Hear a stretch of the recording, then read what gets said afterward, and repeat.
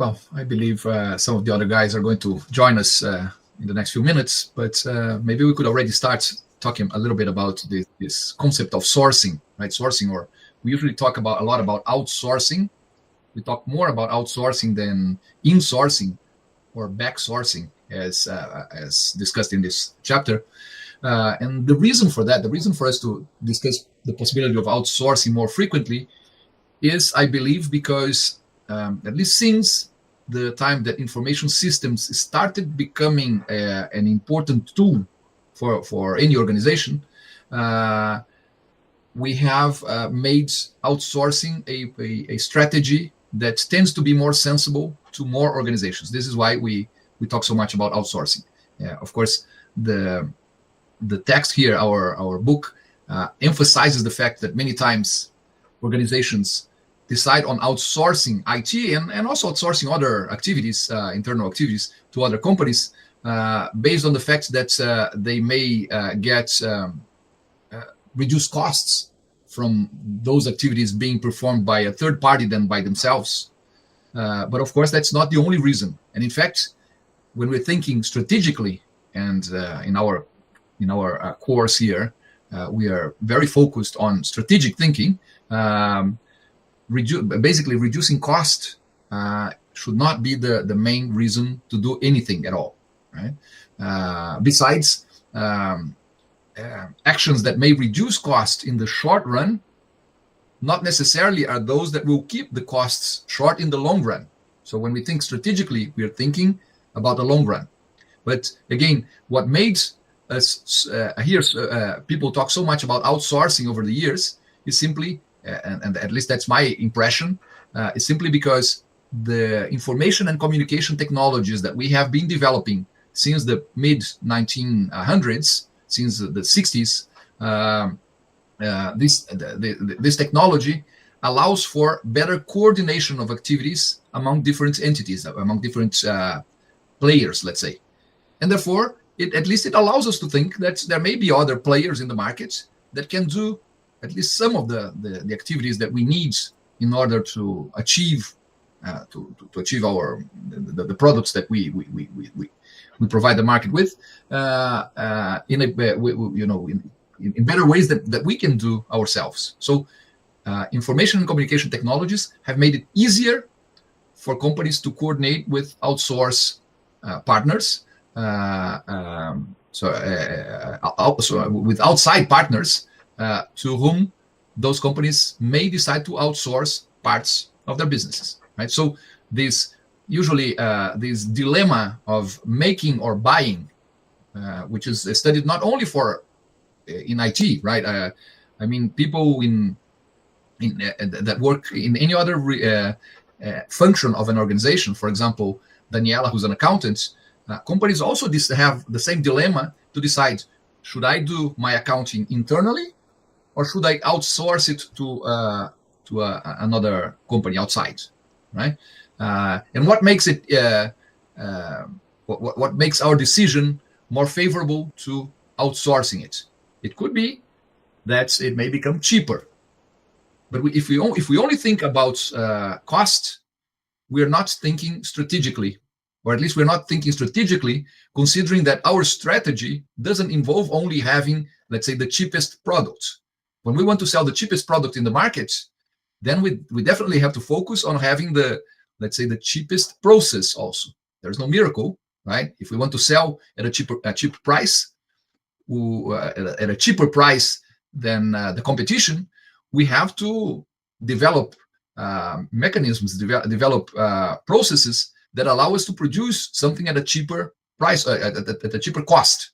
Lower costs allow us to have lower prices. But again, to focus on price and to say that companies do outsource or insource simply because of costs seems to be a very short-sighted way of looking at this problem, because strategy doesn't involve only cost and price, or the value that we produce to customers may also be the reason for us to choose to do something internally or to outsource to other companies. So again, it's not a deal that is specific to IT. Of course, it's well, I can't say that it's that this decision is more strategic or that has more impact in the long run than, for example, outsourcing accounting.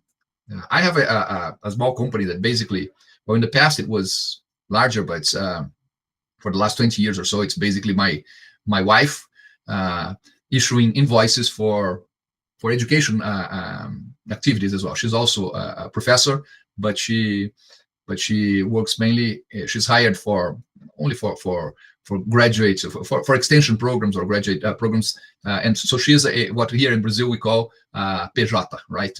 She works as a company. It's more interesting for her. It provides more flexibility to those who hire her work. And although today, let's say this company is basically her and my daughter, right? So it's two people.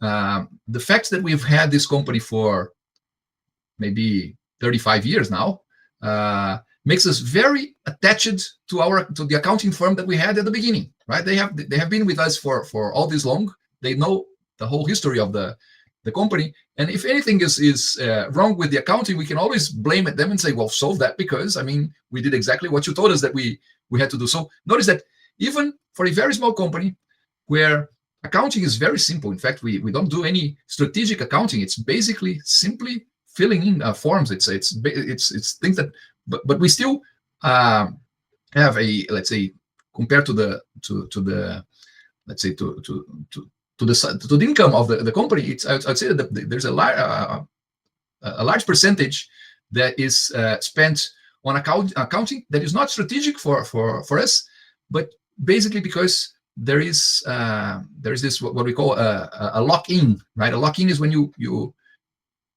the costs of changing are higher than the costs of keeping what you already have. So what I'm saying here, it happens. I mean, even for a very simple accounting service for a very small company, think of what happens to large organizations when they and when we're talking about is not necessarily something that's that you can easily replace the current supplier by someone else, right? So in fact, I wish that this chapter had discussed further the what we call the lock-in that happens in this relationship between the supplier and the customer, right? Lock-in meaning that after you decide on having that relationship, it's very tough to get out of the relationship. It is very costly also.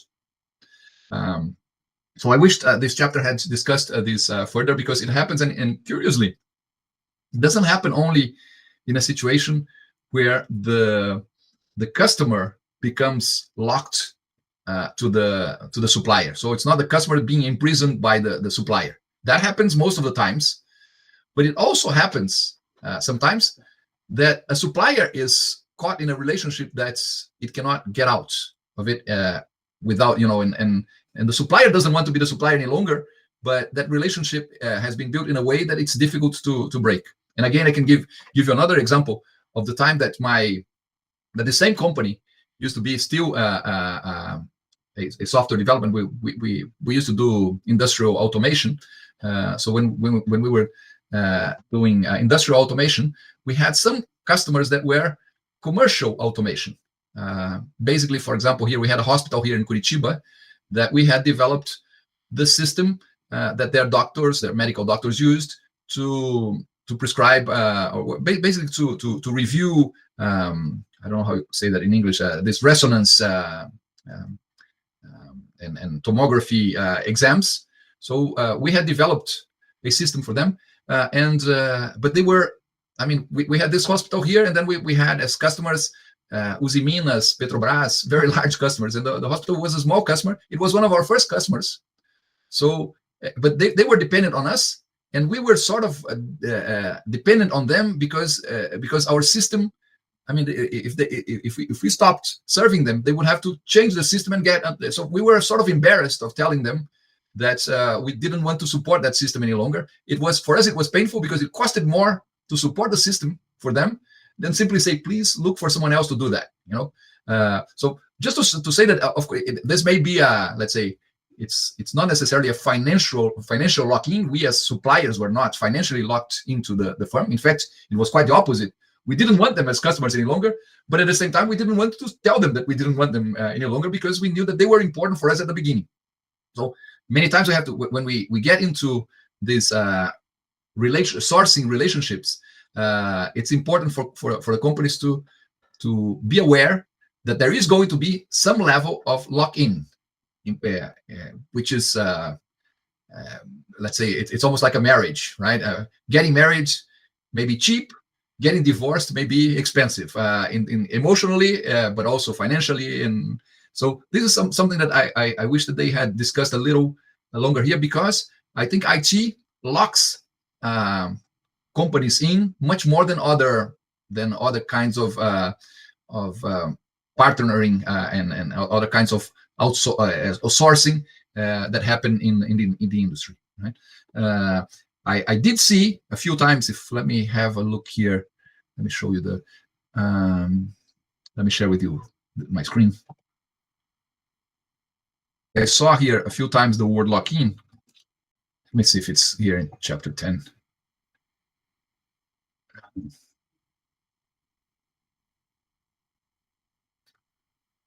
This is in a different. I don't know where this is. Let me see what page this is. No, so it's showing lock-in. It's showing only here in a previous chapter. Oh, hang on. There's more. So in the whole book, the second time it shows lock-in is on page. What page is this? 190. This is still my. So maybe we have lock-in. Maybe this is 232. This may be, yeah. So on page, where did it show here? The last line. Let's see. Yeah, last line of page 231. So notice in the whole book, the term lock-in only appeared 3 times. Of course, it talked in this chapter here. It did mention, maybe using different terms, that this may happen. This is something that needs to be considered, and it's interesting because they're talking about this. Let's say about the sourcing decision as being a cycle, right? I even saw it when you're writing your thoughts there. I think some of you said that you had never thought of that as being a cycle. Probably you never thought of that as being a cycle because this cycle doesn't cycle that often, right? It's difficult decisions. When you decide to outsource part or all of your IT to an external partner, that's a tough decision. First, if it's something that you already did in-house before, outsourcing to others may mean having to concern with what to do with that department or that function of the organization that used to be responsible, used to be in charge of that. So it's tough. It's almost like, cutting an arm when you have to say, well, I want to get rid of my IT department, or at least of part of my IT department, if I think that from now on, let's say, support to my internal to my staff is going to be provided by an external company, or when I say that that I want to have my data center in the clouds, and then I hire that service. That means that there were people and there were resources, also let's say equipment that will no longer be needed. Sometimes what companies do is when they outsource, they sell their infrastructure, and even they allow the company that is going to be their new supplier to even hire their personnel, their staff, so that they do not have to fire their people. I mean, firing some of your personnel is something that always causes a problem, because those who stay in the company I think we have already discussed that in a previous class, that those in the company start feeling, gee, I'm just a resource here. As soon as I'm not as necessary as I am today, I'll be fired, just like they did to this other person here, right? Or to this group of people. So sometimes finding a third party that absorbs your department, the department that you want to outsource, is a good way of reducing the level of stress involved. But at the same time, when your skilled professionals and your equipment are, let's say, given away or sold sold away, right, to someone else, that means that you lose those competencies. If they become really relevant in the future, you will not have them any longer. So this dilemma, should I make it or should I buy it? It is something that, again, it's not something that happens only with IT. It does happen in other functions. Many companies that outsource, for example, production to China, at the same time that they are benefiting from cheaper prices, from lower costs, they're giving away part of their competencies, and maybe they're giving away what is going to be important in the future. Right? We are right now in a moment, let's say, in which the internet, the global environment is a little less inclined towards outsourcing. Many companies are backsourcing, also production lines, and not only IT. They're backsourcing because they notice that the world is sort of retracting a bit. It's countries are becoming more less global. Well, it's not that the economy is becoming less globalized, but it's in many countries and in many parts of the world, people are seeing that there is some risk or danger of not having all its resources under its own control. So again, probably when the authors wrote this chapter 10, the mood was much more towards outsourcing than it is right now, right? So it's good that they also discussed the idea of back sourcing, and back sourcing is a way of bringing back something that has been outsourced before, and that they discussed this idea of the cycle. But again, it's not a cycle that we tend to see many times in the time that we spend in an organization, right? If it's simply outsources, insources again, then you better ask, do you have are you sure you know what you're doing? Because it's not things that you can do every 6 months. It shouldn't be, right? Although they provide us here, at least with a couple of examples of companies that did that. Maybe not every 6 months, but every 5 years or so. They provided us with examples here of companies that outsourced and then insourced again, and then one interesting thing is that when they're talking about insourcing or outsourcing, they don't know what to do with cloud computing, right? Because for me, it seems like we're talking about apples and oranges. For me, it's a different category. I would not, if I were to discuss cloud computing, I would discuss it as a possibility of how to perform the IT function, but not necessarily where to do it, because I do think that we can decide on a cloud and have our own cloud. In fact, they do explain these things here, but it's at some stage it's a little confusing, because they say, oh, you can insource or you can outsource or you can put it in the cloud. It became it reminded me a little bit of our ex-presidents that said the cloud, yeah, that thing that I don't understand very well, but yeah, the cloud, it's something that's there. For considering that we have at least half the class here is people that are technical people, we know that someone owns the piece of the cloud in which in which we have infrastructure, in which we have applications, or which we have transformed into a platform, for example. There are things that they discuss here. Many times it's the company itself that has it more.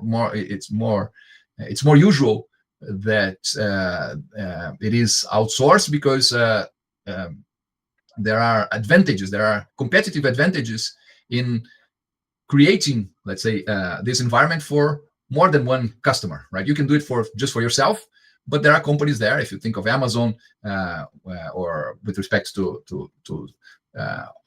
hosting servers, and they do it for many different organizations. And the main advantage that they have when we talk about scale is basically that we do not all need that infrastructure the same way at the same time. Of course, there are times of the year that are seasonal for everyone, or for almost everyone, but still there are some companies that will have greater demand in some periods than others, and then when there is someone that is just providing, let's say, all the technological features that we need as either as a platform or just as infrastructure. They may be providing it to us when we need most, and at that same time, so a different company is in a moment that we are at a peak and they are in a valley, right?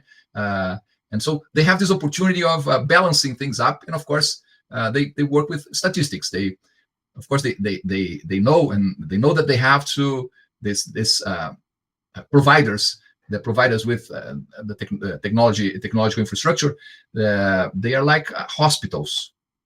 They know that it's better that they never get all their beds filled. That they need to have extra rooms, because if there's an emergency, they want to be able to receive the new patient. Let's say talking about a hospital. So the same way, these companies have to think of the infrastructure as they always have to have more than what will be required at the peak, but at the same time, they know that this the peak is a peak for it's sort of an average peak, because when someone is at the peak, someone else is at the valley, and they can work it in a way of looking at things from an overall perspective.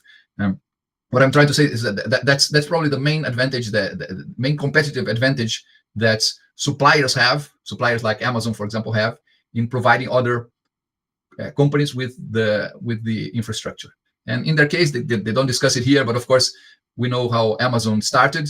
Amazon's main business was not providing the rest of the world with technological infrastructure in the past, but then they noticed that they themselves used only part of what they needed, of what they had, and therefore others could use when they were not using. And this turned out to be such a clever way of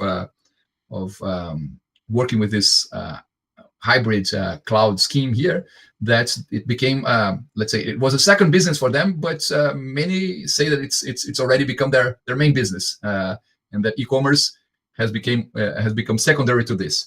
I don't have the figures to be sure about that, but at least I would have to say that these two business are very expressive for Amazon these days. All right, so let me go back to the beginning of the chapter here. So what is important here at the beginning, this dilemma of make or buy. Again, not something that happens only with IT. So for those of you who are from other business fields, you probably understood very well this chapter, because this is a dilemma that other areas also have to face. When they talk about what they call here the sourcing decision cycle, again, interesting to understand that by creating this model for us, the sourcing decision as being a cycle, they say that there will be times when it's going to be more interesting to outsource, and there will be times when it's going to be more interesting to insource. And they say that it has two main things that we have to observe: the concepts of, well, how we will do it, and where will it happen. Here they mention cloud computing, that we have already mentioned. They mentioned here, I never thought I would, if I had to write this chapter, I would not discuss crowdsourcing here. Although I have to admit that crowdsourcing is definitely a form of sourcing, right? It's a form of outsourcing, because you're figuring out ways to involve people that do not belong to your organization to perform tasks, perform activities, and to get results that are important for your business, that in the past you would have to do inside the company. So it is outsourcing, but I find it curious. One of my main fields of research is collective intelligence, and crowdsourcing is one of the topics of collective intelligence. I think if I were writing a book like this, I would have a chapter on collective intelligence in which I would discuss crowdsourcing. But I do understand why it's here, right? And in fact, when they discuss crowdsourcing here, they mention mainly two types of crowdsourcing. That is, getting people from the crowds, from the social networks or whatever, to perform little tasks that are important, not individually, but as as an aggregate. So they mention, for example, companies like, well, again, Amazon has this service, Mechanical Turk, that allows people, individuals like us, to go there and check if there are any tasks that someone is paying for. And usually it's very little money that they pay for very simple tasks, but those are tasks that maybe will interest a student that has some free time, or let's say a parent that stays at home with the kids, but can still do some work on the computer, without having to focus too much.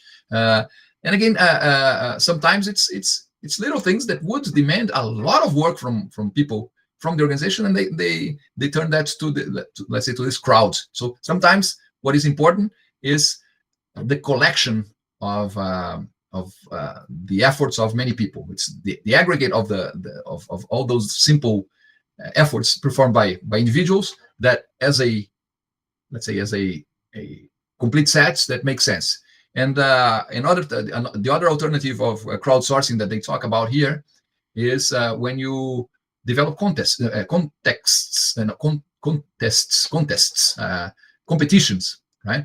Basically, it's again, you challenge the crowds, and you say, I dare you to find the best solution for my problem, and of course you challenge hundreds or thousands of people, and someone among them will have a clever idea that will solve your problem. And then you will give that person some interesting payment, but you only pay the one that is selected. But again, you put a lot of people to think. You do a huge brainstorm. It's not brainstorming because they're not connected to one another. Most of the times, each one of them is providing their own solution, and then you pick the one that you find the best. I think these were the two possibilities that they discuss here in this chapter. I remember that we had a student of ours at the business program, and Daniela Nilsson, the guys from PPGA, will know him now, because now he's one of our professors there, Professor Fernando, who once was listing and trying to categorize all the different types and possibilities of crowdsourcing, and he mapped many more than those two that are being discussed here. But it's good that they say, well, we have to think of crowdsourcing as a possibility. Maybe it's not as important for IT. Crowdsourcing may be important also for IT, because you can generate ideas. You can bring crowdsourcing was very impacted by the open innovation concept. That is something that was originally a term that was originally coined by a professor from Berkeley, Henry Chesbrough. If you look at Google Scholar, you'll find a paper by Henry Chesbrough, I think from 2004 or so, in which he discusses open innovation. And open innovation is based on allowing others to think about your problems instead of you doing it internally in the company, because you may have the best research and development team, but still your team is focused to solve that problem based on the tools you have, based on the resources that you have, based on the ideas that you already master. And there will be someone else in the world that will think out of the box and will find a better solution for that. I remember when I was a kid, my father used to tell this story, which I think it's just a story. I don't think that it's real, but he made us think that it was something real. At least for many years, I thought it was. He said that once there was this truck that got stuck in one of these how do we call this viaductos here in Curitiba.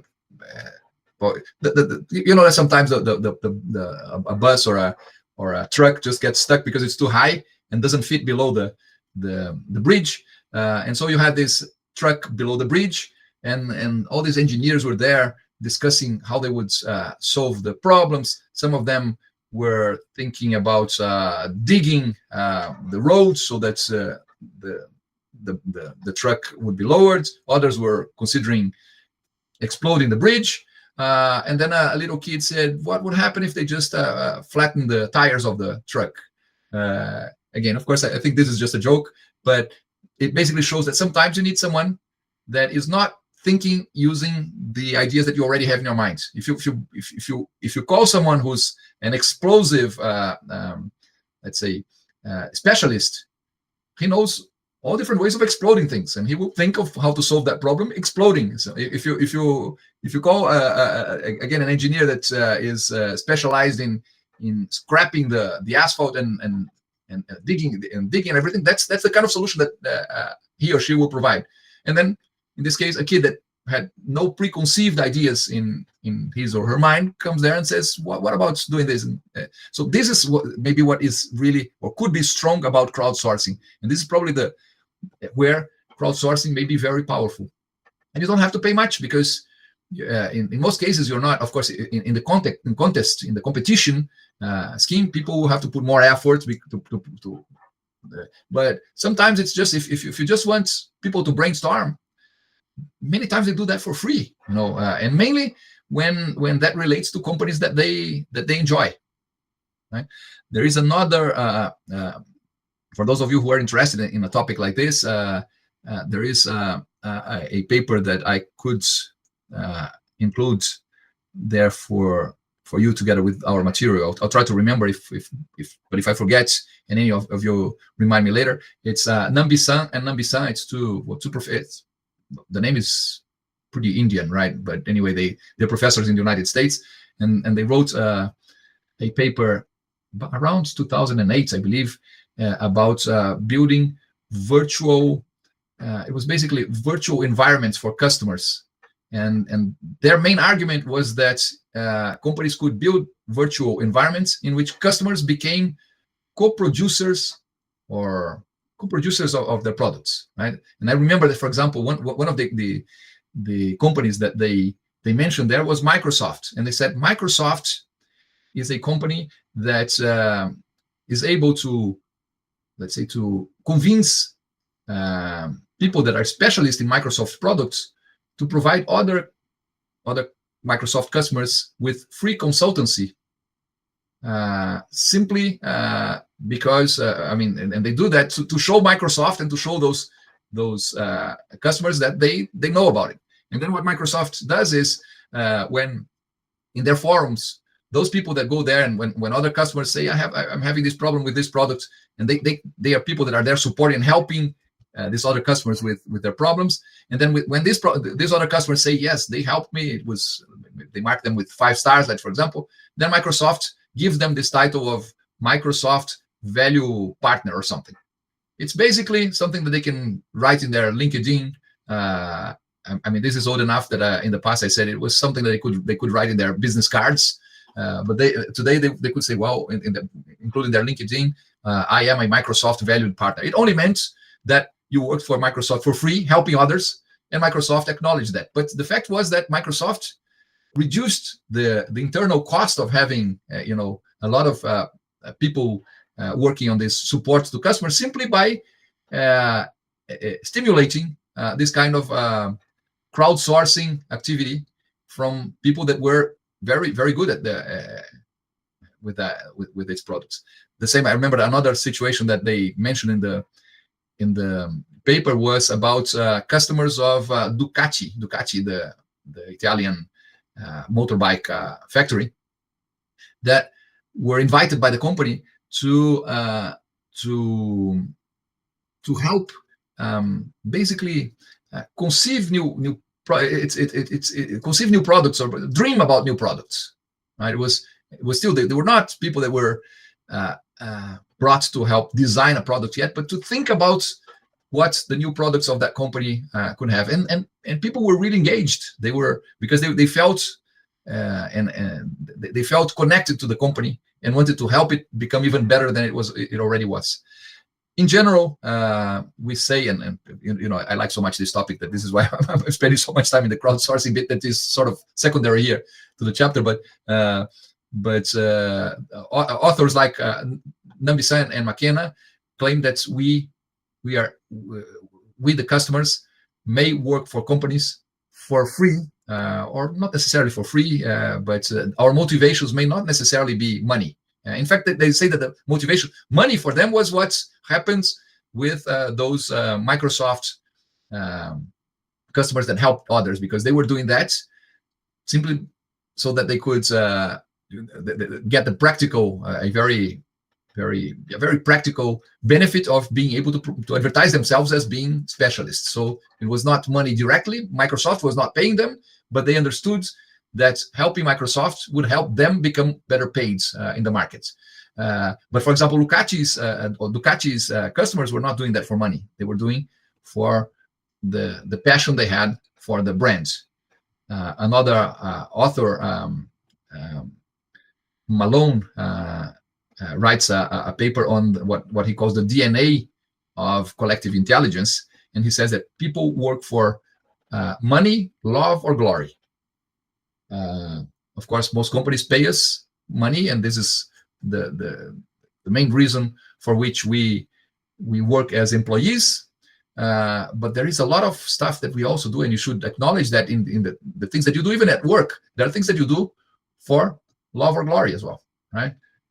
Love because you're in passion with the activity itself, or you're passionate about the results, the product that you're creating, or you're passionate about the customers or the impacts that will have in society, whatever, right? And glory also, again, is a way of being respected in your social networks. And I'm not talking about necessarily electronic social networks, but feeling that you do something because you feel that others will perceive you in a different stance, and that's something that you want.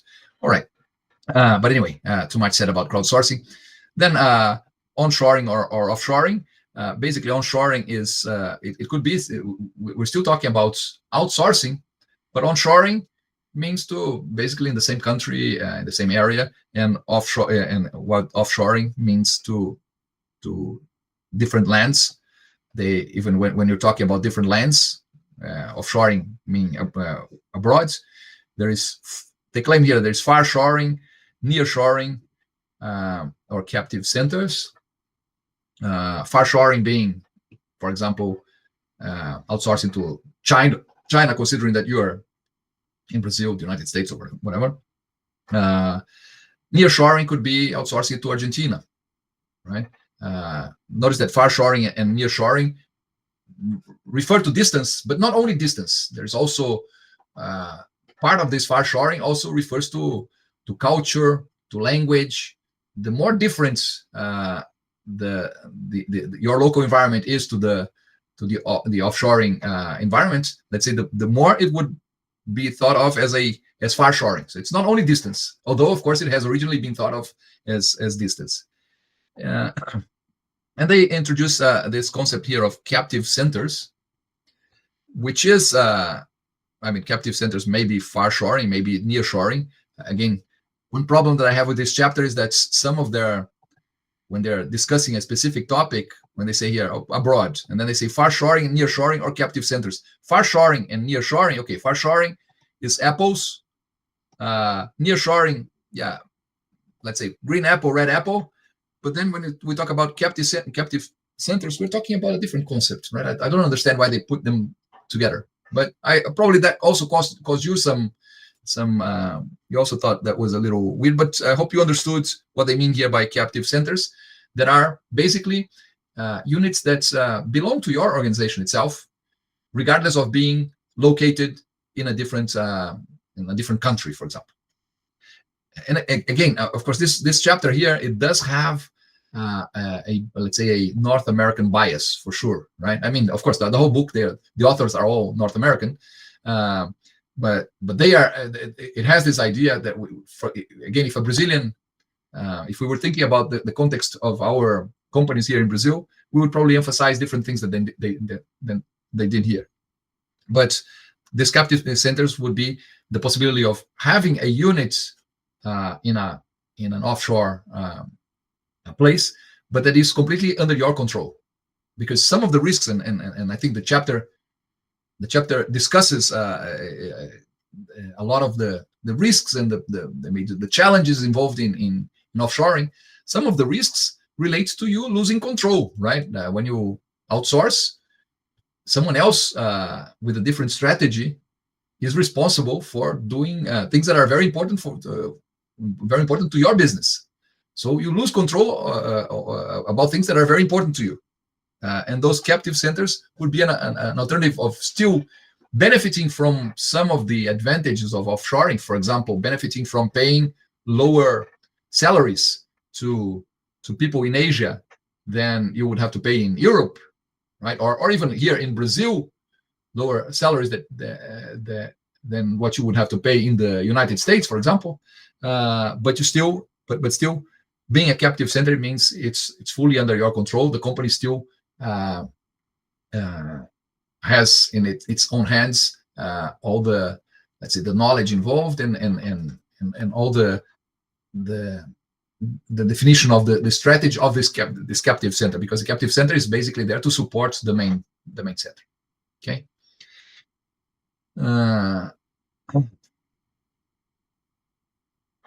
Well, and then they say that sometimes we have happy arrangements, and when we have a happy arrangement, that means it's going okay. We don't want to change, but there are situations in which we need to change. So whenever we are in that situation that we are not happy with the current situation, regardless of it being something that we have already outsourced or something that we do at home, in-house, if we're not happy with the current situation, we're going to progress in the cycle and go the other way, right? To discuss this drawing here. Let's see what you think of it. This again, today, I don't know, today I'm in my critical mood, so this is why it's not that I'm disagreeing with the book, although I do think that books are to be disagreed with, right? I mean, one thing that happens with my undergraduate students, they use, I have a book of my own on information systems written in Portuguese, and which was published many years ago. And more recently, it's just an online, I mean, there's no hardcovers any longer. It's only online, and it's basically, I make it available to my students.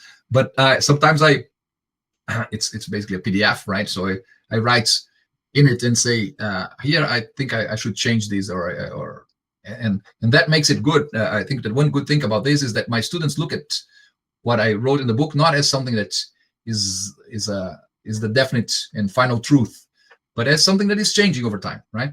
So when I say here that I look at something and I say, oh, I would do it differently, it's basically, I mean, if this was my book, these are things that I would also do here, right?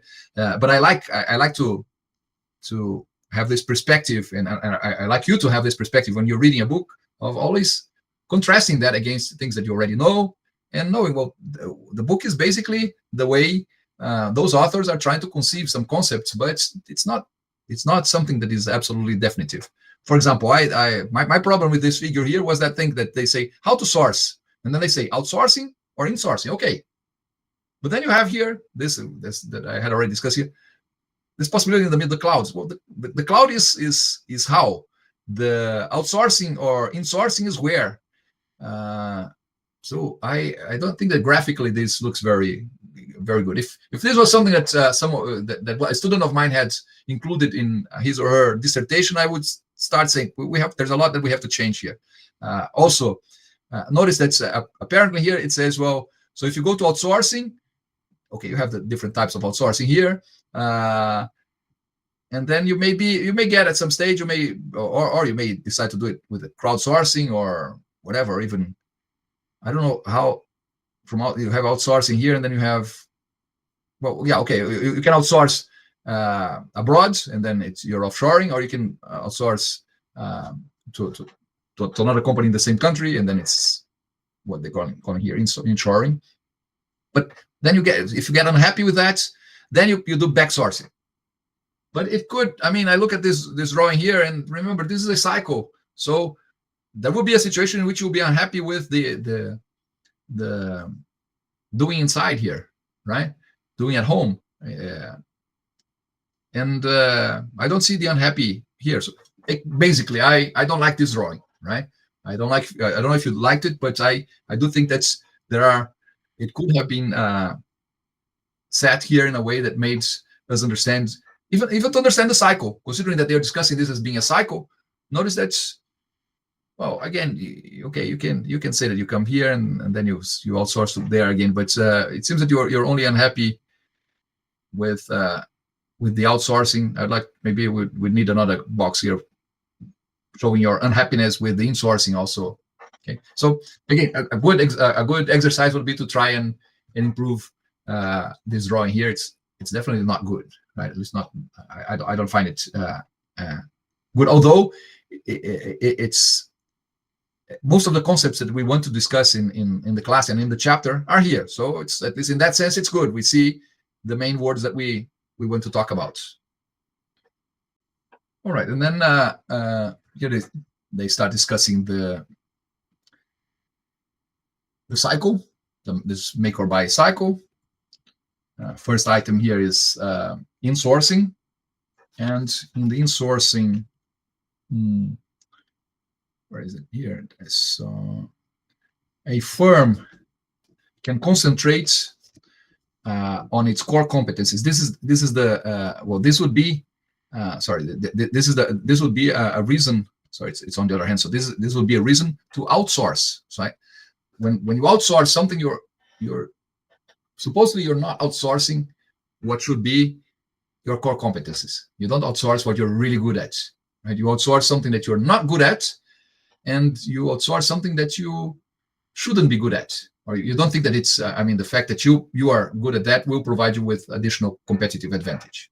Right? So basically, the idea is we outsource something that we think that is commodity. That's at least that's the easy outsourcing, right? The easy outsourcing is I outsource something that is not important to my business, will not be important to my business in the future, and there is someone who can do that more efficiently than I can. So I just outsource, and I'm happy with that.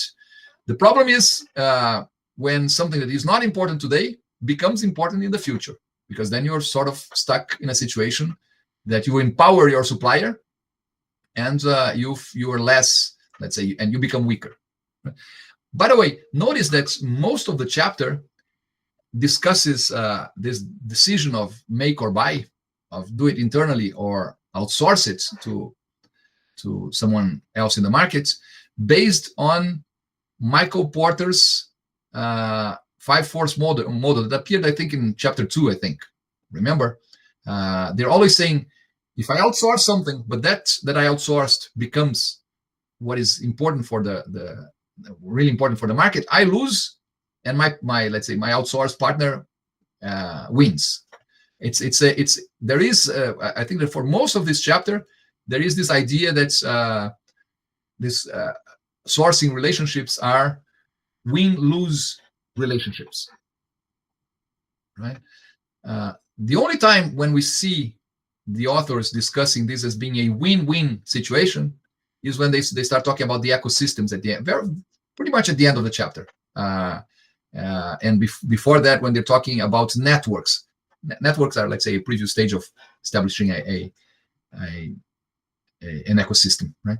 But it's pretty much at the end. Most of the, let's say, most of the reasoning is always based on, it's me against my supplier. It's me protecting myself from losing abilities to my supplier that I would wish to keep with me, right? When do we get rid of that? Only when we assume this network perspective in which we and our partners look at our as the whole, as look at ourselves and our partners as being a whole, and that we can only succeed together. Right? When we have that feeling, then which is this network perspective, then we really integrate strategically, because then we are willing to make whatever is necessary to make sure that our suppliers, or that our partners, become as good as they can on what they do, because we understand that them becoming better makes us also better, considering that we are a whole together, right? Again, it's a different way of thinking. I think I've already, when we discussed Michael Porter in, I think, first or second class, I said that although he's considered one of the most important, let's say, strategy gurus of the 20th century, most of his thinking focused on each company or each organization succeeding by itself, and looking at its suppliers and its customers as forces that played against the interest of the firm. And then we had this other logic that started appearing mainly in the 1990s and on, focusing mainly on the core competencies and saying we do what we are best at, and we allow our partners to do what is their core competence, but we want to win together. It's an idea that relates better to the way Michael Dell proposed, let's say, its business. Dell was a company that grew. At least when we're talking about the time when Dell was really focused on personal computers. It grew based on making sure that its suppliers were really successful. Dell was never produced its monitors, never produced its hard disks, or in fact, Dell never produced any parts of the computer it sold. It just made sure that it had the best suppliers, and it made sure it provided its suppliers with the best information possible about the customers that Dell knew very well, so that those suppliers could improve their products and make sure that they provided Dell with even better products in the future. So it was an idea of what we call win-win strategy. I usually say, I'm not sure if I told you this, I think I did when we were talking about strategy, that it's a little bit like Vinicius de Moraes' idea of how's that? Que seja eterno enquanto durar. I hope that love is eternal while it lasts. Have I discussed this with you? I think I did, or not? Haven't I? No? Well, of course, Vinicius de Moraes was not a business person, right? So he was not thinking of this, but I do think of this philosophy of working with suppliers and customers in this kind of network relationship, which can lead to what they call here at the end of this chapter an ecosystem. The idea is you partner with other companies as if that was marriage, or as if that was love. And you make sure that you do everything every day so that love keeps happening. And of course, then it will happen simply because everyone is committed, right? I know it's a difficult concept for companies, but this is the idea behind the network logic here of relating to other companies.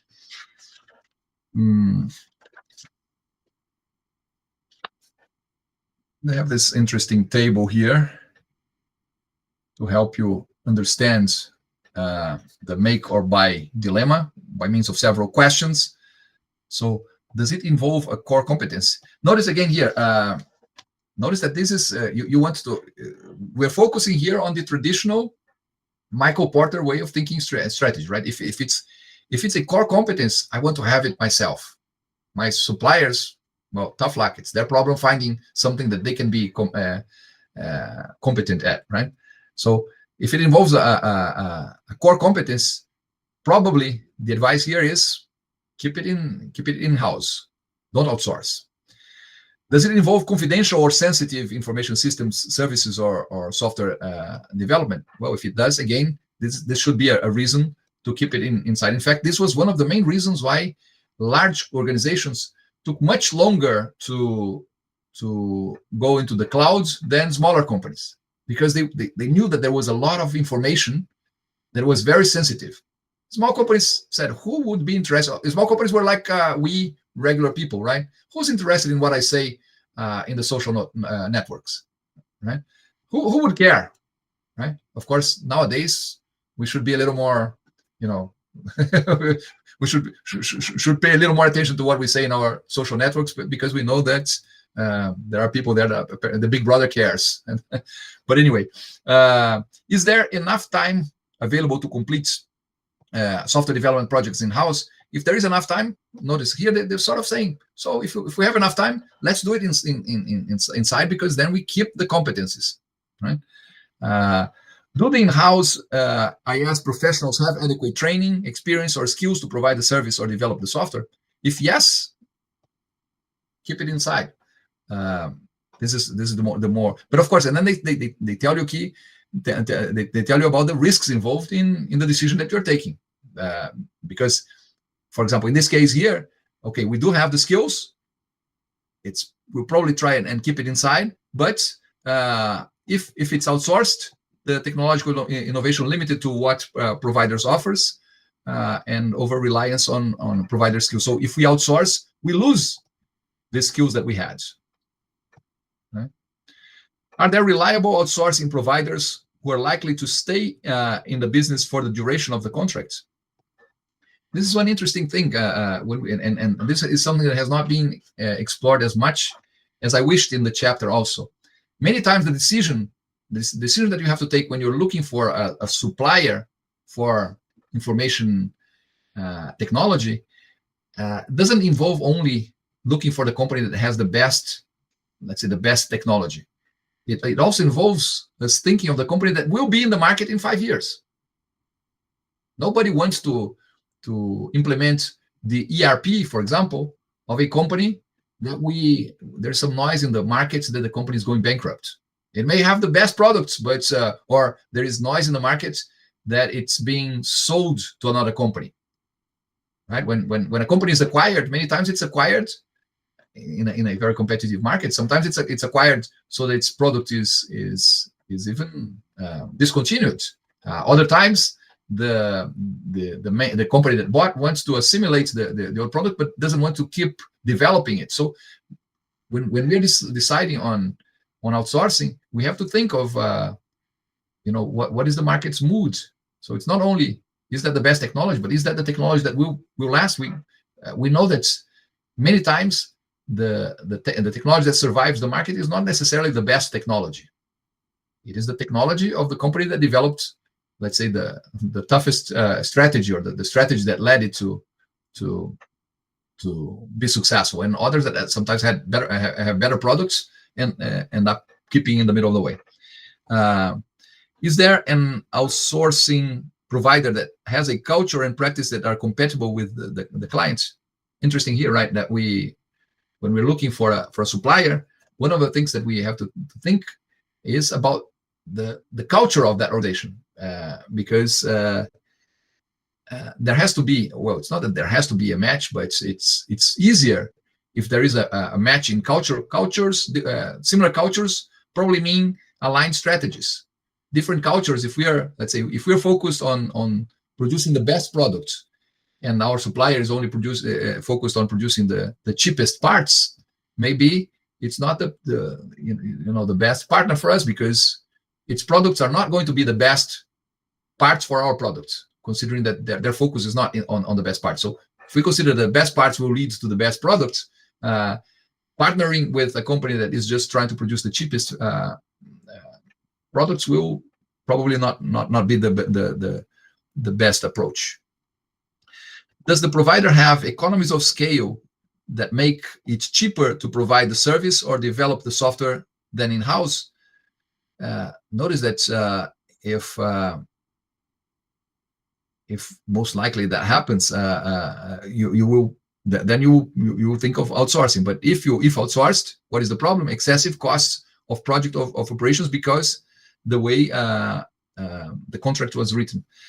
Basically, here they're saying you always have to pay attention to what has been agreed between the companies, because based on that, on what has been agreed, you will probably define what you can enforce, what you can. And this is why this chapter talks so much about level of service, or a service level, right? It has to be very clear what you expect from your supplier, and that has to be something that is measurable to an extent that you can say, well, this is happening, this is being performed as expected, or no, this is not what we had agreed upon, and so that you can pressure the supplier to provide you with the, let's say, the quality or the price or whatever that you expected and have agreed upon. Does it offer a better ability to handle peaks? Here they're talking mainly about the fact that of course, considering that the business is seasonal, and that there will be times that we need our infrastructure. We stress the infrastructure, and there are other times that it will probably be, let's say, sort of idle.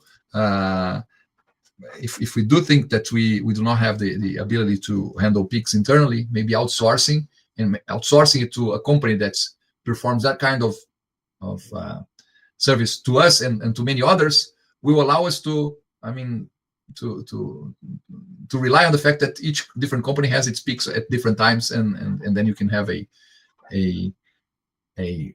better service as provided by a third party.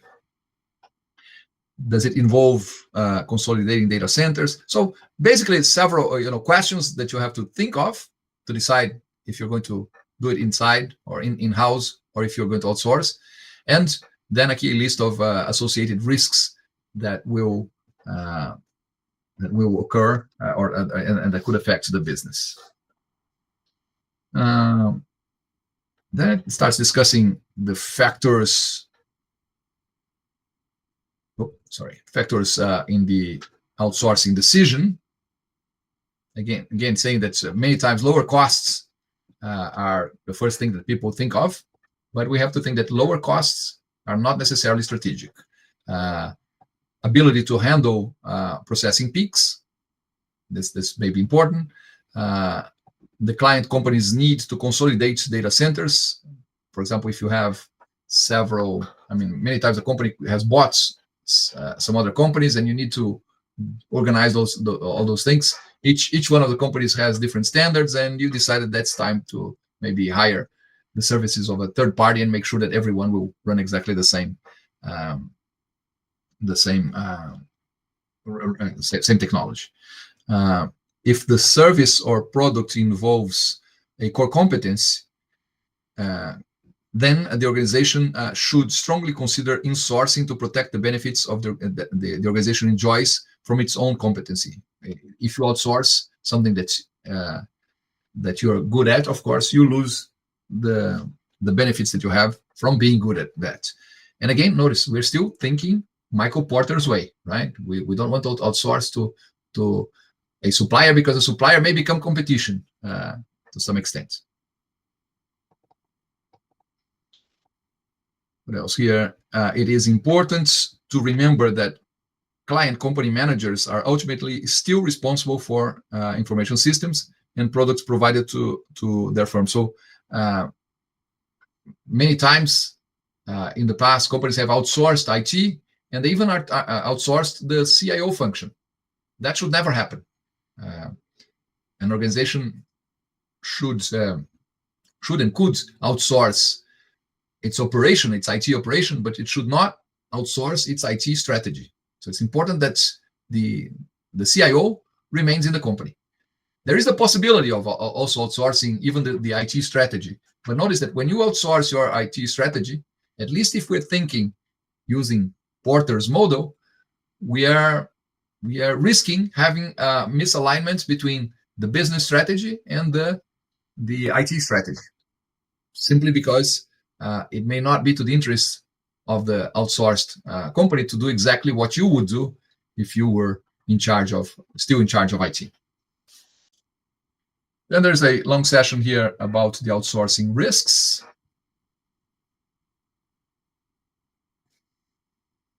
For example, outsourcing requires that a client's company surrender some control over critical aspects of the enterprise. And also, outsourcing client companies may not adequately anticipate new technological capabilities when negotiating outsourced contracts. It's difficult to negotiate these contracts because there's a lot of complexity. And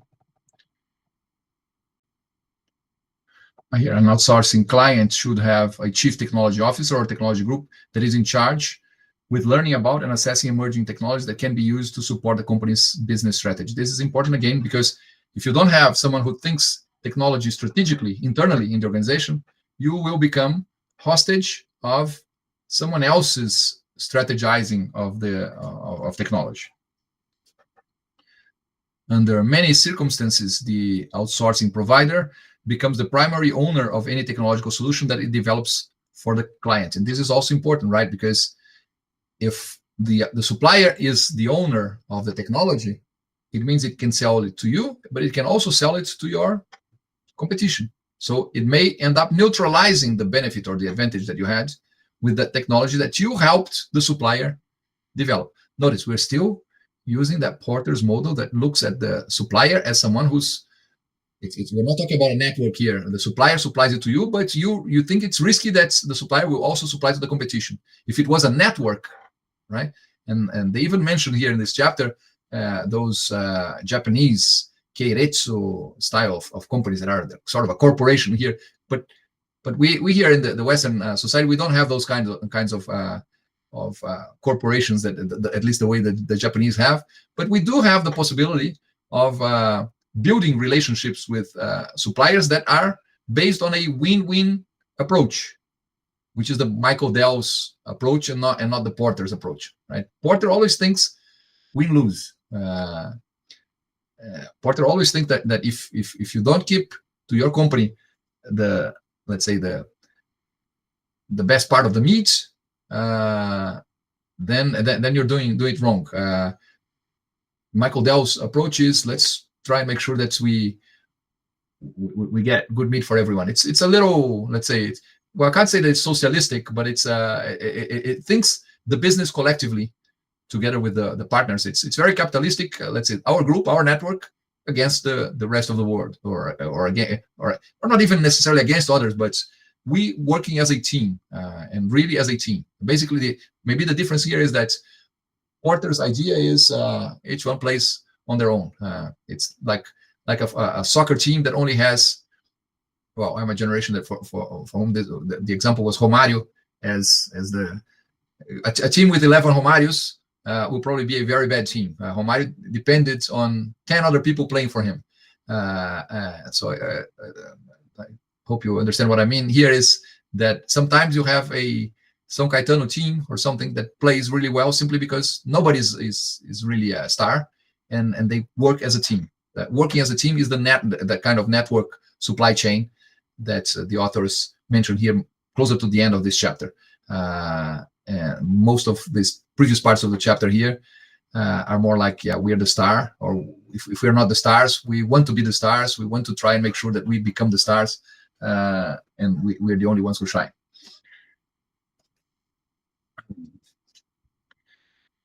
Contract terms may leave companies highly dependent on their outsourcing provider. Notice again here, Porter's minds, right? If you think that you're becoming dependent on a relationship, the relationship is already not, let's say, a healthy relationship, right? In a relationship that partners are giving, more concerned about giving than receiving back, probably they work better than in relationships where you're already thinking, gee, I'm getting less than than my partner. The clients may be locked into an arrangement that they no longer want. Remember that we looked for lock-in. Here, this is basically the same thing. We didn't catch locked into, but we're talking about the same idea here of becoming imprisoned by the decisions that you take about how to relate to suppliers.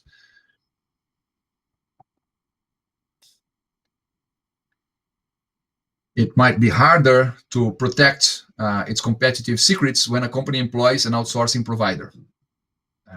Of course, an outsourcing provider will know your secrets, and those secrets are not as well kept as if you had them solely to you, right? And still, the outsourcing provider's culture or operation may be incompatible with that of the client company, making the delivery of the contracted service or system difficult. In fact, they mentioned that there's even a part of the chapter here in which they mention, for example, differences in culture, and let's say there's a consultant there that was complaining that, for example, you will never, if an Indian programmer says that a program is going to be ready tomorrow, he claimed that the only thing that he knows is that it's not going to be ready today. So, but this, of course, they're joking about this, but it's differences in culture different perceptions about time, about schedule, about commitment to targets. This differ from one culture to the other. About the value of different things is different from country to country, considering that we're talking here about offshoring also, but also from company to company. So sometimes when we're talking about outsourcing, even to another company across the roads, we still have to discuss culture, because it may affect the results of our partnership. And finally, although many companies turn to outsourcing because of perceived cost savings, these savings may never be realized. So they're claiming here that there are some hidden costs that may be involved, and we may not be able to get really a good understanding of. Well, I think it's 9 o'clock. Maybe it's time for us to have a break. And then what I want today, I want to discuss. I want to have time to discuss also at least one of the study cases that we have. Probably the crowdsourcing at AOL, simply because it's crowdsourcing again, and I like that. But maybe let's have a 20-minute break, and we'll come back at what, about 9:20. All right. See you soon. All right. So reevaluation here. When we are unhappy with the sourcing arrangements decisions that we have, and we have to decide on a different approach. Of course, if we have outsourced, what we have to do now is consider the possibility of back sourcing, or bringing the activities back to be done in-house. When we are unhappy with the fact that we're doing it in-house, then we have the possibility of outsourcing. The book here states that back sourcing is a business practice in which a company takes back in-house assets, activities, and skills that are part of the information systems operations and were previously outsourced to one or more outside IS providers. Notice that most of the times you outsource everything. You outsource the infrastructure, the assets, the tasks, the activities that people do, and even the knowledge that we have to an outside partner. One curious thing that the authors observe here is that, ironically, the reasons given for backsourcing often mirror the reasons for outsourcing in the first place. That is, companies often claim that they backsource to reduce costs and become more efficient. My idea here is that if outsourcing or backsourcing is happening simply because of cost reduction, companies are not dealing with it in a strategic manner. Most companies are not in the market only driven by the idea of being the provider of the cheapest product in the market. Therefore, cost, although it's always important, it's important to keep your costs low. There's no reason why to throw money in the garbage, right? But at the same time, when we're too focused on costs, we may miss on what is really important to our business. And then finally, the chapter discusses those possibilities that I do think that are more related to the Vinicius de Moraes kind of relationship, right? In which you are not trying to simply get things done with the cheapest price you can. You're actually trying to get involved with partners that prosper together and that are engaged and committed to prospering together, to improving together. They say here that most of the discussion about outsourcing has focused on the dyadic relationship between a client and its outsourcing provider. This dyadic relationship tends to be an adversarial perspective, in which for one to win, the other one has to lose. However, as business become more complex and organizations become more intervened with one another, it becomes increasingly important to consider outsourcing in a broader context that includes strategic networks, platforms, and business ecosystems. My claim is here that these strategic networks, platforms, and business ecosystems are those in which the partnering relationship is thought of or is conceived based on this idea of prospering together, of succeeding together, and not succeeding one based on the failure of the other. Strategic networks is the first possibility here. They claim here that a different approach to viewing outsourcing arrangements is the strategic network, a long-term, purposeful arrangement by which companies set up a web of close relationships that form a veritable system geared to providing products or services in a coordinated way. Basically, the main thing here, everyone is focused in progressing together, in developing together, in improving or winning together. I thought that when I read this paragraph here, this second part of the paragraph, I really thought of the advantage of the strategic network is that it lowers the costs of working with others in the network. In doing so, the client companies can become more efficient than its competitors, as well as flexible enough to respond to rapidly changing environments. Notice that still there is a focus here on efficiency. They're still talking about costs, but I do claim that strategic networks are not about, the focus is in general, it's not cost, right? Of course, reducing cost is always nice, and it may be a consequence of developing these strategic networks, but it's not the main purpose. The main purpose is to strengthen the relationship so that together they can perform better than each one performed on their own. Perhaps the strategic network is the best way to think about outsourcing arrangements in today's world, simply because of that, because businesses became so complex that it's difficult for companies to perform on their own, and it's difficult for them to know at each time what are the competencies that would make them let's say the most suitable or the best in the markets, and therefore if everyone is struggling to optimize their own situation, they're all they're all sort of trying to reach local optimum situations that are never as good as an overall optimal situation. Instead of trying to optimize their own performance, these strategic networks try to improve the performance of the network, and then they figure out ways of sorting among themselves the benefits that are provided by the network. It's not a matter of how do we get than my partners. It's more like how do we get more for the network, and then we decide a fair way of splitting or splitting that among ourselves. Yes, Elida? So I just realized that in some way that can be allied with the philosophy just in time, maybe. Well, not necessarily, Elida. The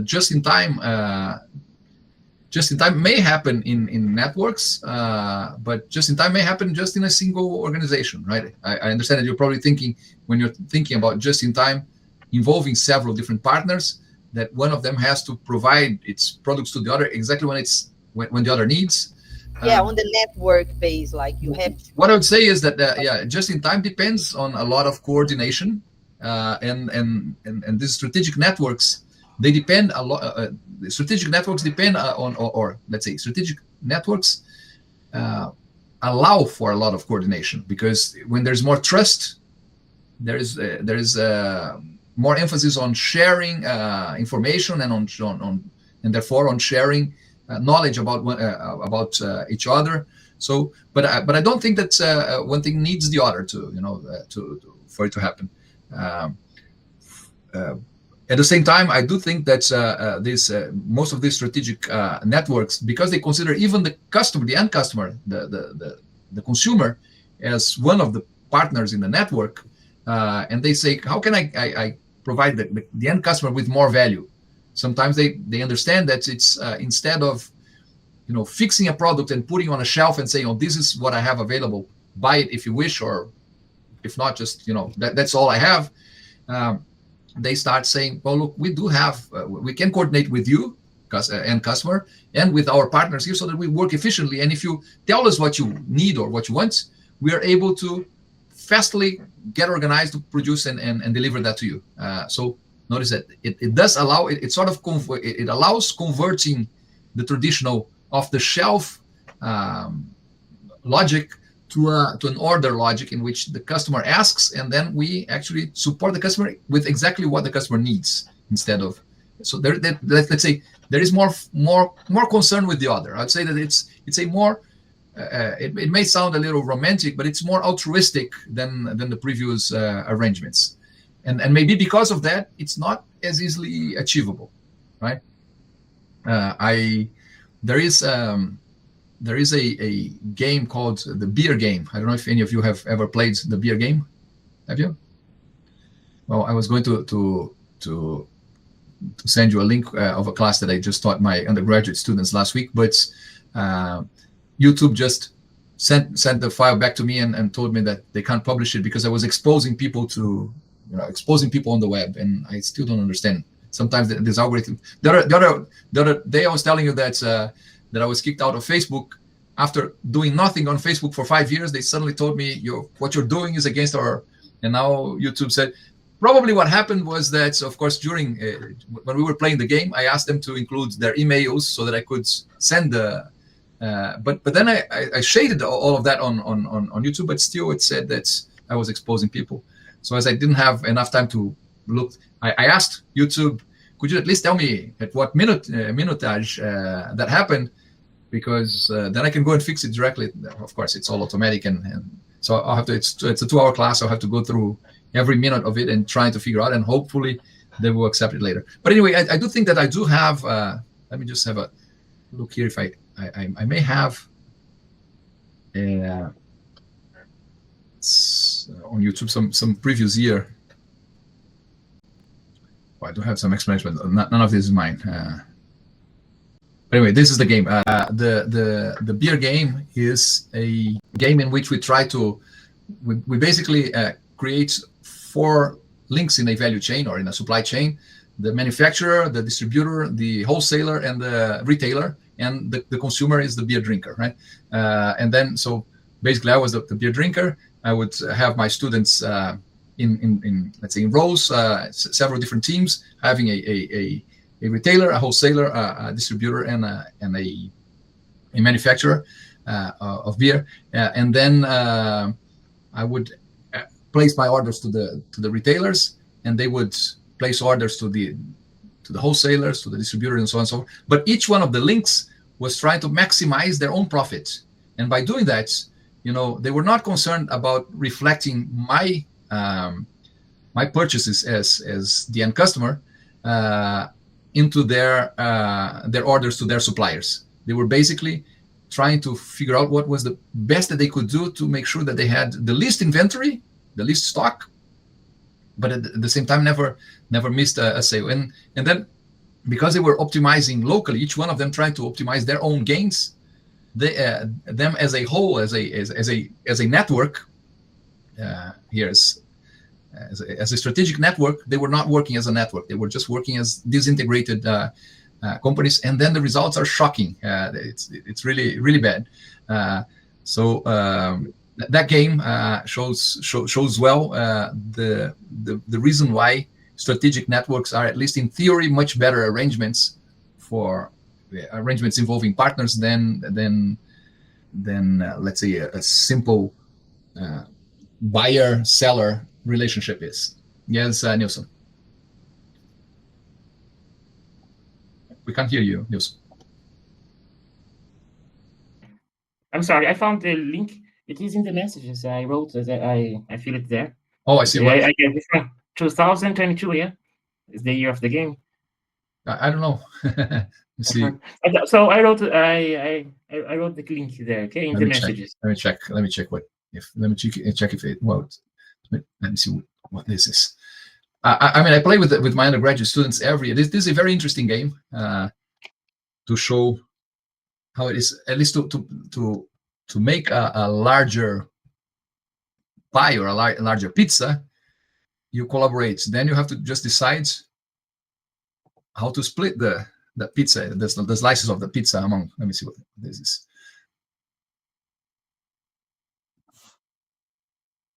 This is my playing the harmonica for my French students. Let me see if this is it. Yeah, this is it. If you're interested in the game, in fact, this is an interest, and I play. I usually I organize it on Google Sheets. So I have even if you want to try that sometimes in your company or something and show people how it works. Basically, it's very interesting. It basically shows that when we try to optimize locally, what I mean here is each of the links in the supply chain trying to do the best that they can without paying attention to their customers and their suppliers. They start sending wrong information to their partners, and their partners start taking poorer decisions, and then the whole supply chain takes poorer decisions. The costs tend to go higher, and then of course the whole network suffers the consequences of it. Okay, right. Okay, thank you, Nilsson, for that. And then so here at the end of the chapter, they mentioned the strategic networks, platforms, and what they call here business ecosystems. There's I think basically the business ecosystems tend to be, let's say, those networks taken when they become more solid, more mature, and when everyone realizes that by cooperating they all do better. Right? This is the idea. Well, I wanted to do several things in this last 20 minutes that we have. I want to do the case still. I wanted to go through these discussion questions here very quickly with you, and I want to check some of your ideas in the reflections that you have here. But let's focus first on this discussion questions here. The make versus buy decision is important every time a new application is requested of the IS group. What in your opinion are the key reasons an IS organization should make its own systems? What are the key reasons it should buy an application? So basically, what are the key reasons to do it inside, and what are the key reasons to outsource? From what we discussed. Yes, Alida. Well, I try to make an answer in advance. So I wrote I believe that making their own systems gives more stability, security, and sometimes make customizations and changes easy.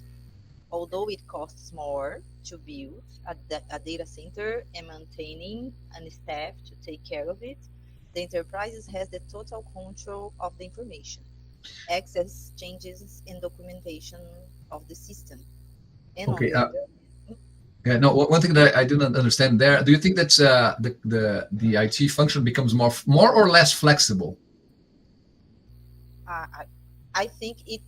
I don't know if I mistake the answer. Sorry about because my understanding is that you said more flexible, but.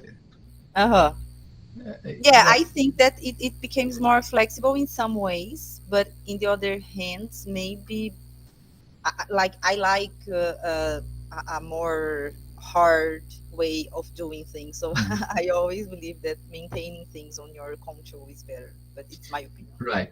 So I probably understand, and I agree. Originally, I thought, well, no, flexibility. You have more flexibility when you outsource, but you have some sort of flexibility when you outsource. For example, if you outsource your data center, and then suddenly now we have the possibility of having our information in the clouds, right? If we had an outsourced data center, it's much more easy. It's much easier for us to say we don't need that any longer, and we stop with that service and we hire the other service, right? When we are the owners of the data center, we will still be thinking, oh, but I invested so much on this equipment and everything. Maybe I should insist a little longer. So you lose that when you outsource. You have more flexibility in terms of deciding on changes. You could have, right? But at the same time, I understand. For example, you may have the feeling that you have more flexibility in deciding how much you are going to produce. For example, if that's a decision that you have to make, and only involve your manager, because you can go there and say we need to. If you have to buy from an outside party, maybe the outside party is going to say, oh, sorry, now I cannot take your order because I'm doing something for your competitor, for example. Okay, so maybe that's you lose that kind of flexibility if you outsource, this kind of flexibility in which that you don't. I mean, actually, what you're losing is some level of control, probably more than flexibility, right? You had more things there, right? No, I was about to read the other part of making, because for me the understood of the question was like, what do you believe is better, making your own program or buying the program from another party? So and again, there is no right answer. Remember, this is science. There are, let's say, you have to think there are advantages of keeping it inside. There is advantages of outsourcing it. There are disadvantages or risks involved in keeping it inside, and there are disadvantages and risks of outsourcing, right? Yeah. Okay. All right. Is offshoring a problem to our country, to Brazil?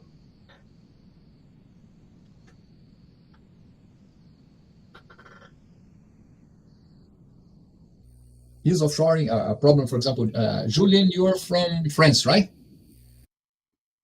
I don't know if he has a mic there, but is offshoring a problem to France? I don't know. What do you think about Brazil, guys? I think we are the problem sometimes.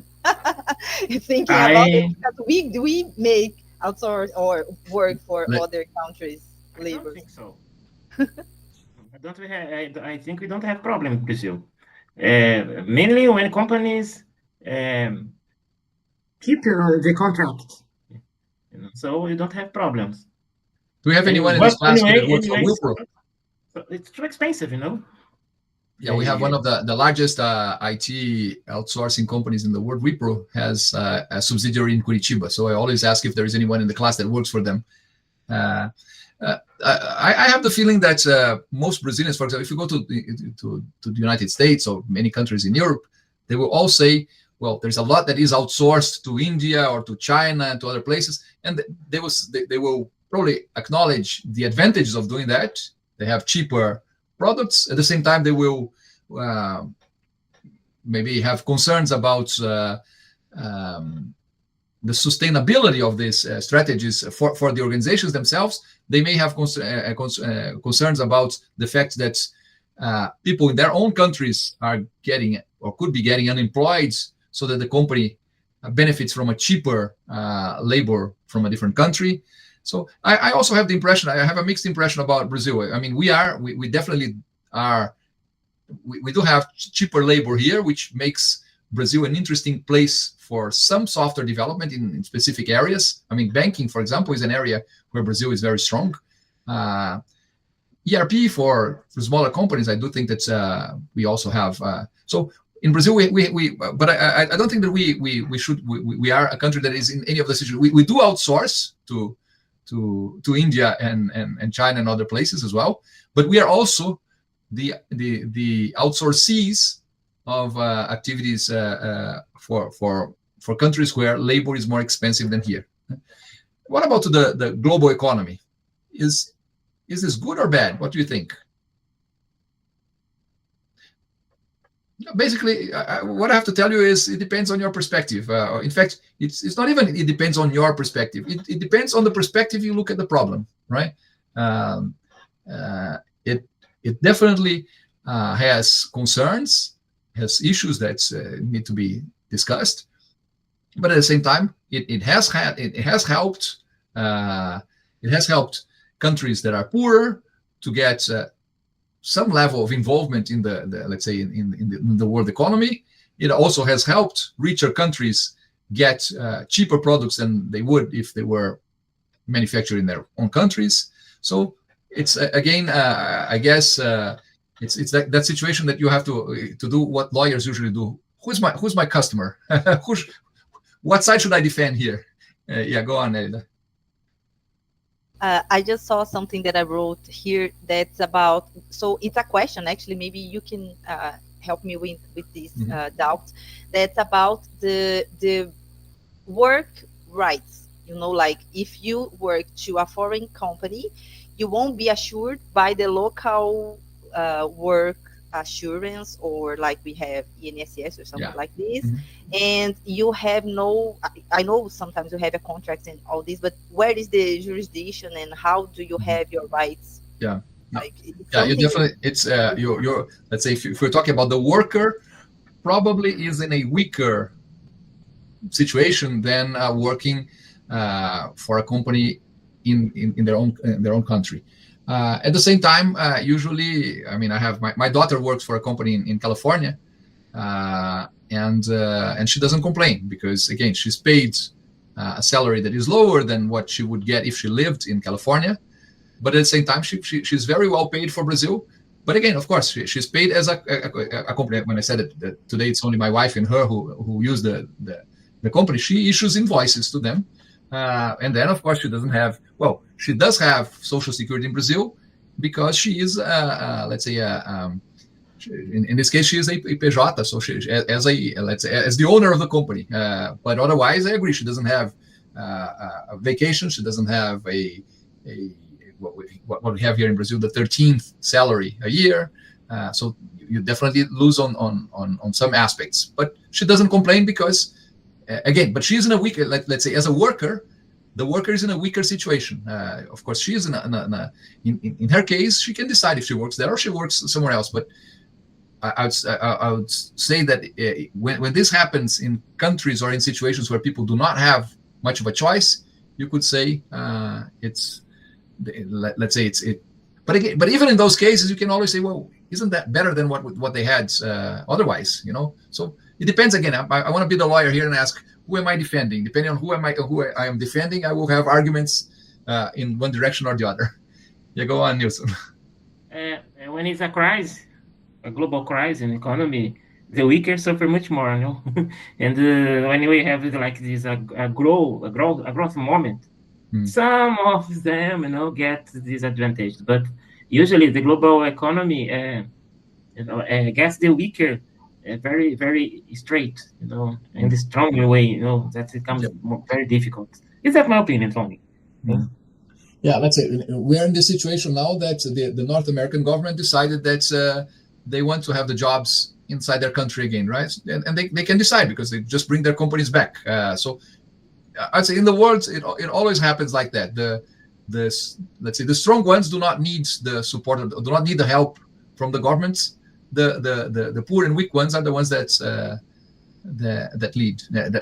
need. Right. Okay. I'll skip questions 3 and 4 because I want to go there to your reflections. I was reading through them in the afternoon, and I thought I saw a few things here that I thought were interesting. But I don't know. Maybe if any of you want to. Frederico had said the concept of strategic networks and how organizations can create a long-term and close relationship with their outsourcing partners, both sides in synergy to deliver high-end products or services. Nowadays, it's common to see many organizations developing strategic networks. It is common, but at the same time, it isn't. It's weird because we were for so long we were only focused on that idea that customers and suppliers are almost as bad to our business as competitors. That I find it difficult for this strategic networks to really develop the way they could. But again, if you have a chance of seeing there what happened in the beer game, and if you think that it makes more sense to plan strategically the whole and not parts, you will have to agree that this is the way to try that we have to go, right? Strategic networks instead of simply always keep looking and checking on what advantage I can have, right? It should be what advantage can we have, and then after we develop that advantage, or then how can we share that in a way that we're all happy with? Because also another problem is if you and that's another reason why strategic networks many times fail, because sometimes the strategic network does allow for the pizza to grow bigger. But then the individual parties involved do not get into an agreement of how the slices of the pizza should be divided among them. And when people think that the division is unfair, that makes it so that they stop willing to cooperate, even if they're still better than they were when they didn't cooperate. Right. Nilsson here said about the idea that he had never thought of. Depending on the size and complexity of the operation, IT outsourcing is essential for the sustainable growth of the company. Risks of failure in the contract, such as breach of confidentiality, are important for protecting interests. And of course, the larger a company gets, the more difficult it is to be competent on everything, and especially if IT is not the core business of the company. Many times it may be reasonable to outsource. Marcio said here, what caught my attention the most was how companies strategically decide between insourcing, outsourcing, and crowdsourcing for their IT functions. The diversity of sourcing options and their impact on cost, control, and innovation was eye-opening. The case of AOL using crowdsourcing to tap into external talent highlighted how unconventional sourcing methods can drive creativity and efficiency. It was good that Marcio mentioned here again the AOL study case, because we will not have time to get to it as I wished. But yeah, in fact, they achieved the results that they wished with their crowdsourcing, having expenditure that was equivalent to hiring 2 interns for a month or so, for a couple of months. So it was really cheap, and they achieved, and they actually involved hundreds of people to obtain their results. So again, this is something that you should always have in your radar, the possibility of crowdsourcing, but always thinking that crowdsourcing you have to think what will push, let's say, the crowds to cooperate with you.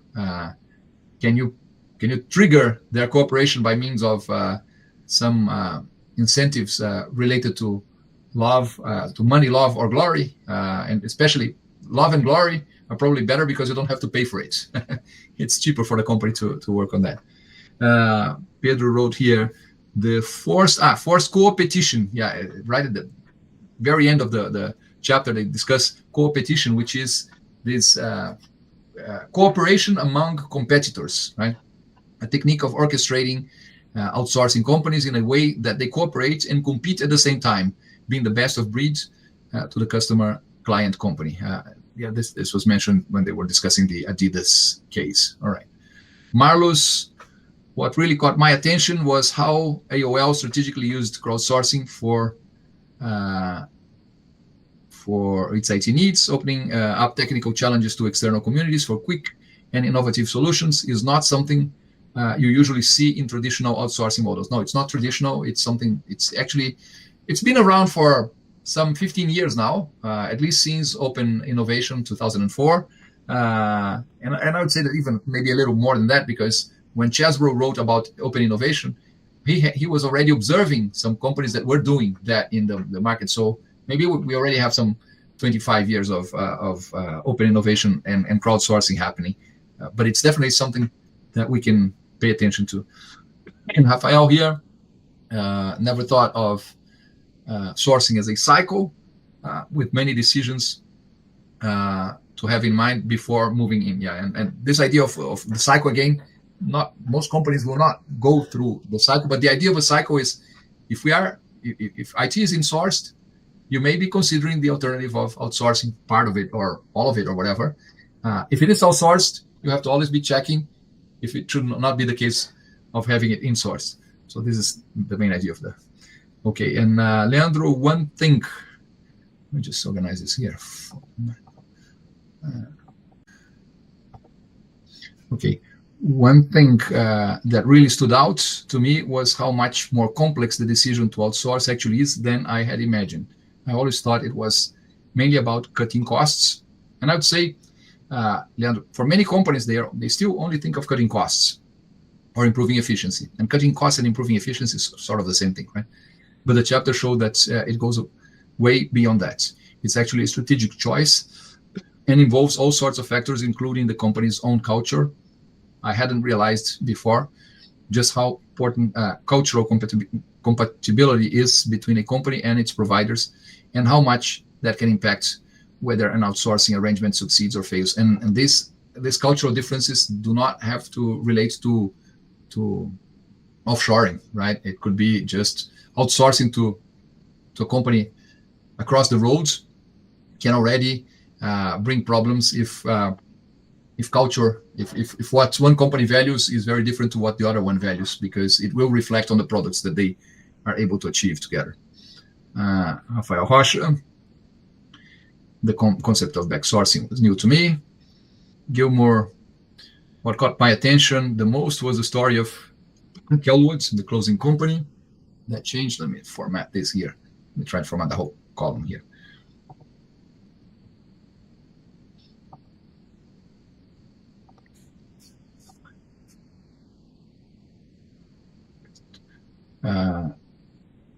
What caught my attention, that was the case of a study of AOL, use of crowdsourcing to inventory its best video library. I think probably crowdsourcing caught your attention because it's still not very usual among companies.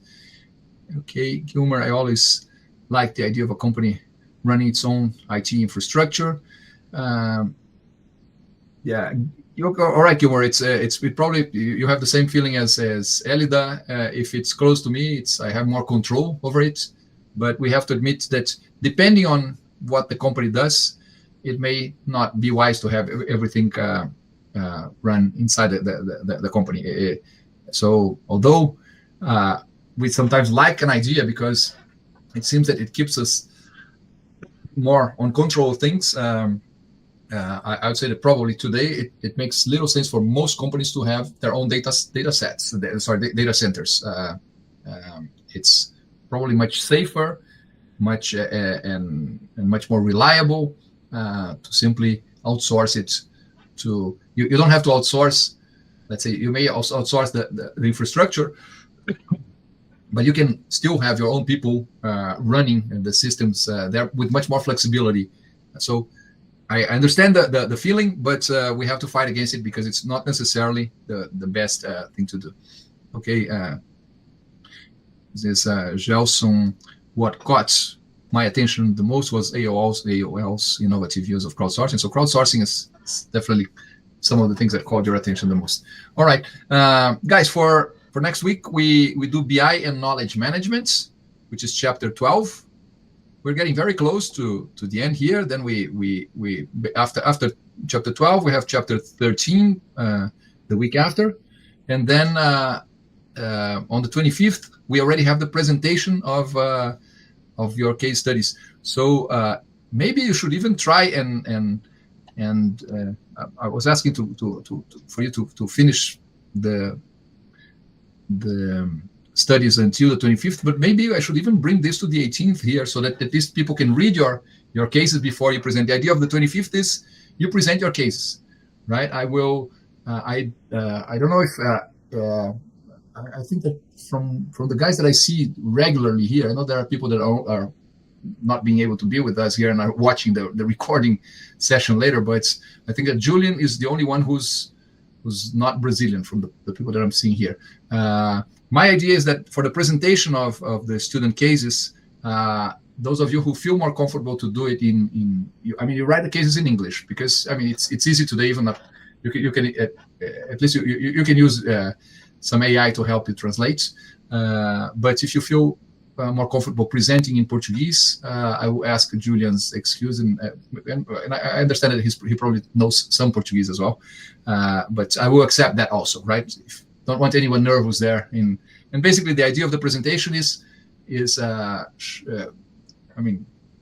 read the case and then show the questions that you have prepared. And then on the 2nd of July, we have our final exam. I have to find a room for that yet. It's going to be somewhere in Bloco B, right? But I still don't have a room, but don't worry that it will show up until then, okay? If anyone has a problem being in Curitiba that date, you have to tell me a little before, because then we'll probably have to do it online on the same day, but maybe an hour or two before the exam. And then we do something. But it's only to be the exception if needed. Prefer not to, okay? All right, so see you next week with chapter 12. Okay, see you guys.